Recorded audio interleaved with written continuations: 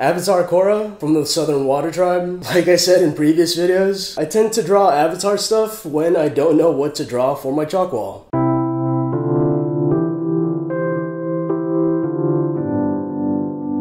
Hey guys, Ray Pahar from Crafty Crafty, and today we're going to be working with color changing paint. A few of you guys asked a while back in my color changing galaxy goo video if I could make a color changing mug. Today I'm going to show you guys two techniques with color changing paint to create something similar to this color changing mug. Let's go ahead and get started with today's project. The items that you'll need for today's project include some plastic cups, paintbrushes, some color changing thermochromic pigment. This was a little hard to find, but I'll have links to this in the description below. Also, be very careful when you're working with any kind of powder, just because you don't want to breathe it in. Dishwasher safe Mod Podge. To create the cold drink tumbler, you're going to need one of these cold drink tumbler kits. I'll also have links to this in the description below. Acrylic paint. To create the mug version of this project, you're going to need a white mug, nail polish, a large plastic craft bowl, and some toothpicks. First, we're going to be creating the tumbler version of this project since it's a little easier to actually put together. Depending on the design that you're going for your project, you want to test out your pigments before actually applying and mixing them all together. I'm placing a cold tray behind this just so that I can see what colors actually react to the cold temperature when it's mixed with the pigment. Some of these are a little bit brighter compared to the other ones, some of them are a little bit darker. Go ahead and test out your pigments and see which one you actually want to create. To create your paint, you're going to take a small amount of pigment and place it inside your plastic cup. You want to do this very carefully and make sure you don't breathe any of the powder in. Using your paintbrush, you want to break apart any clumps that might have formed in your powder. Once you notice that all the clumps have been broken apart, take a small amount of your acrylic paint and mix it into your powder. After you've mixed your paint and your pigment together, it's ready to be painted onto the design of your tumbler sleeve. The sleeve is provided by the tumbler, and all it really is just a piece of paper that you slip right inside the tumbler. I decided to draw a silhouette of Korra with the symbol of the water tribe and some extra paint on the side. When you put this into your sleeve, all you have to do is let the paint dry, roll up the sleeve, and then just insert it inside the chamber right in between your drink and your tumbler holder. You're just gonna seal the bottom, and then you have the tumbler for your mug. This is the easier version of the project since you're not actually painting onto the tumbler, and you have a lot more freedom to actually switch and change the designs on the inside of your tumbler. As you guys can see, the blue is starting to show since I added some cold water inside the tumbler. As an optional step to this project, you can use the dishwasher safe Mod Podge to paint your sleeve so that it becomes waterproof.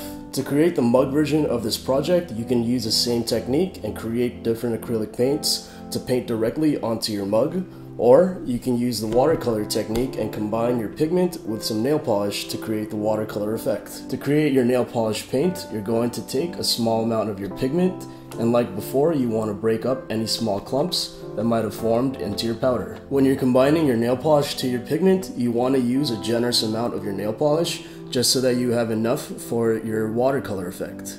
Pour it into your pigment and then carefully mix it together with your brush. Make sure all the pigment has completely been mixed into your nail polish and that no clumps are left over. For this next part of the project, you're going to want to work really fast.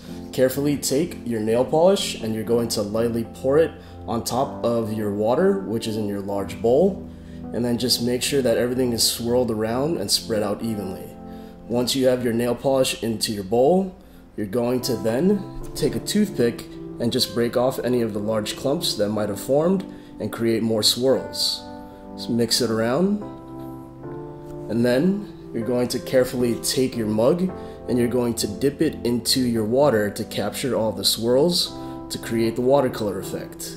Repeat this twice if you need to. If there are any large clumps of paint on your mug, you want to carefully use a toothpick just to even it out so that you have none of those large marks left onto your mug. Make sure everything is evened out and roll it out carefully so that you have a nice design. If you have some extra nail polish left over, you can use this to add some extra small designs or even write a little hidden message onto your mug. You want to let the paint sit and dry on your mug for about a day before applying any kind of acrylic sealer. I'm going to be using this dishwasher proof Mod Podge so that I could actually put it in the dishwasher. But if not, you could also use any other kind of spray-on paint like I did with the other mugs. After you've painted the design on your tumbler, or you've let the paint dry on your mug and you've applied the acrylic sealer, make sure you read the instructions so that you know how to actually handle the washing instructions for your acrylic sealer. I really like using this dishwasher safe Mod Podge just because it makes it waterproof and you're able to actually put it on the top layer of your dishwasher. Because of this, you could actually apply it to other surfaces like this glass one, and you could actually make this into a cool little gift, especially since the holidays are coming up. Let me know in the comment section below what other projects you guys want me to do in the future. I know this one was a little confusing and a little bit lengthy, but you guys asked for it, and at first I wasn't really sure how I was going to do this, but I was glad I actually was able to make it and show you guys how to make something that you asked me to make. Hopefully you guys had fun making this project. I'll see you guys next time. Take care and stay crafty.